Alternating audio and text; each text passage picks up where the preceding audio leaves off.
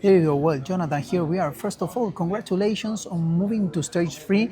Yesterday we had a little conversation, but I mean, as you lost the map, we didn't want to take more time for you. So now that you qualified, do you feel kind of relaxed? Definitely a relief that we were able to make it through. The second map got really dicey, so just happy that we were able to show like our best face here and we didn't crumble. It was 11-7. It could have easily, we could have lost that round. It could have been 13-7, and we would be on third map right now instead of being happy at the end of the day. So yeah, really happy and relieved of our performance today. Absolutely, you managed to bring back that ancient that it was quite complicated. So, how do you feel about the South American CS? For example, you've just faced MIBR, and you've seen Pain, you've seen Legacy playing already. What is your sensations with the South American teams that are qualified? The South American teams, I feel, always are playing better at the major. Everyone played really well. Payne even came into this tournament and just like heavy hitting, even though, the last tournaments they weren't playing as well. They had the whole situation with the subs and everything, but which kind of sucks. But, now they had a lot of prac time, came into this major strong. And yeah, I don't know. I think that everyone's playing really good. MIBR also was playing really good, but there's only so many slots. They showed like how strong they were against Falcons. They were playing well against us today. Just it's kind of unfortunate. It is. And as American, how do you feel about the American CS at the moment? What is your sensation? What is your perspective on the future of the CS in US? In the U.S., In the US and the teams, the players. well, I've been saying that I think it's a little bit difficult for the NA scene for a while. I think that there's just not a lot of like incentives for even the best NA teams to play. Even last year when I was on Complexity, and the years before when I was on Liquid, when Liquid was an NA team, it's just not the best practice. And because there's not as many tournaments, there's not anything tying down the NA teams that are good enough to play internationally to stay there. So it ends up being where even if you're NA, if you're the best or second best team, you're still spending a majority of your year in Europe. And I think that unless now with the VRS and how the tournaments work, and I don't know, I feel like there's not a lot of ways to keep it grounded, to have good, like to have enough teams, have enough players that are playing in NA to have like the good practice. I feel like we would have to have some type of, tournament organizer that's like injecting money into the scene. And even then, like just putting in money to put in money, that doesn't mean that it's going to be some revival.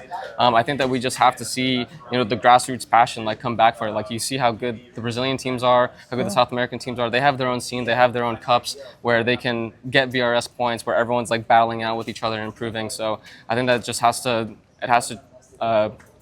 be it has to grow organically in the same way that the South American scene has. Also, taking it from your words, I was going to ask you two things. One is, what do you feel about the BRS actual system compared to the last one? And also, as a professional player and a very successful professional player, how do you feel living so much time away from your family and traveling that much? It's been hard. I've been doing this for many, many years now. As you said, it's been 9, 10 years where I've been on the road for 180, 240 days a year, just in that time range every single year, which obviously is hard. And it's just something that I love. And obviously I'm very blessed to be in the position that I'm in.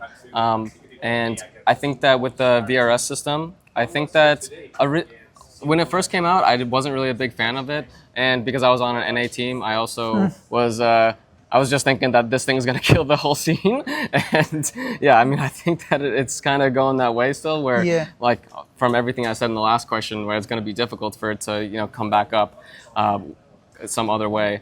But I think that it honestly reflects like the top teams pretty well.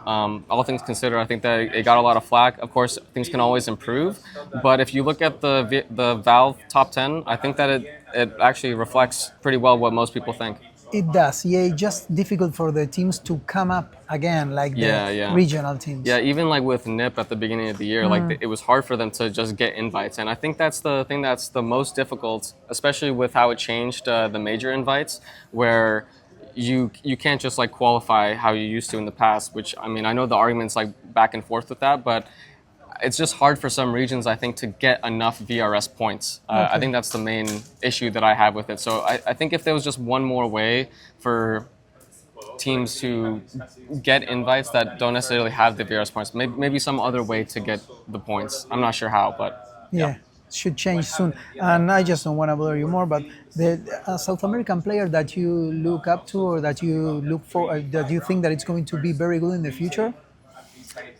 I mean, If you want to say some, don't worry. I don't know. I would really. I mean, they're already like here, kind of. But I would just say like Insani and Dav1deus. I think that those two Dav1deus. guys are Okay, really from good. Chile. But you know, they're obviously already on top teams. But you know, Yeah. they're not like the household names that everyone has. So I don't know. I'll still pick them just cause. Cool Yeah, stuff. just 'cause I like 'em. I just want to give you a shirt that it's from a brand that we. Oh, sick. Yeah. This is for BX. That it's a brand from Argentina. That it's Oh, like sick. this is what for you. Yeah, it's thank you so much. It's sleeveless, and yeah, if you nice. want, and it's a brand that it's from an ex CS player. Oh, cool, So Straka, you know him? Straka. He played not, the unfortunately. World Cup 2016, but it was like Okay. a smaller tournament. Okay, that's and cool. this is a suite from Argentina also Oh, for you sick. to take. Awesome, thank you. Then you have to tell me if you like it or I'll not. let you know. Yeah. Jonathan, thank you Yeah. very much for your time. you so much. Congratulations again, and you. hopefully you make it. You make a very good there on the stage free. Thank you you for so your much. time. No problem. Thank you, sir. You've been very kind, Jonathan. Really. Good luck and congratulations again, man. Thanks.